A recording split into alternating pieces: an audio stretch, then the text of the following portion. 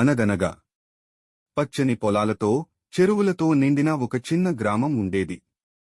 ఆ గ్రామం పేరు రామాపురం. ఆ గ్రామంలో రాముడు అనే రైతు ఉండేవాడు. రాముడికి ఒక విశ్వాసమైన కుక్క ఉండేది. ఆ కుక్క పేరు పరమ. గ్రామం కుక్క పరిచయం. పరమ సాధారణ కుక్క కాదు.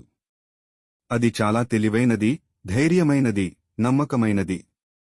రాముడు పొలంలో పనిచేస్తుంటే అది ఎల్లప్పుడూ అతని పక్కనే ఉండేది. రాత్రివేళ పొలాలకు దొంగలు రాకుండా. ఒకసారి ఆ గ్రామంలో దొంగల సమస్య పెరిగింది.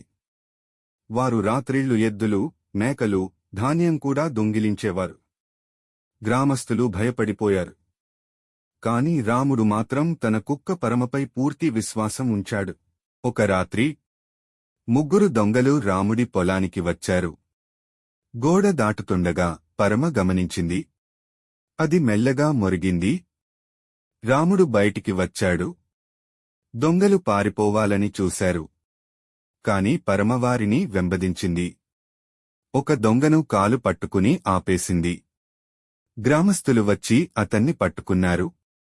మిగతా 2 భయపడి పారిపోయారు. ఆ రోజునుంచి పరమకు గ్రామమంతా గౌరవం వచ్చింది. పిల్లలు దాని చుట్టూ ఆడేవారు.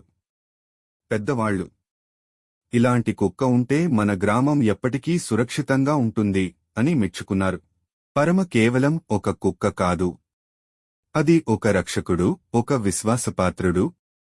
ఈ కథ మనకు నేర్పేది ఏమిటంటే, ప్రేమ, విశ్వాసం, ధైర్యం ఎప్పటికీ వృథా కావు. ఒక చిన్న జంతువైనా మనం ప్రేమగా చూసుకుంటే అది మనకు గొప్ప రక్షకుడిగా మారగలదు. కథ నచ్చితే లైక్ చేయండి. మరిన్ని తెలుగు పిల్లల కథల కోసం సబ్స్క్రైబ్ చేయండి.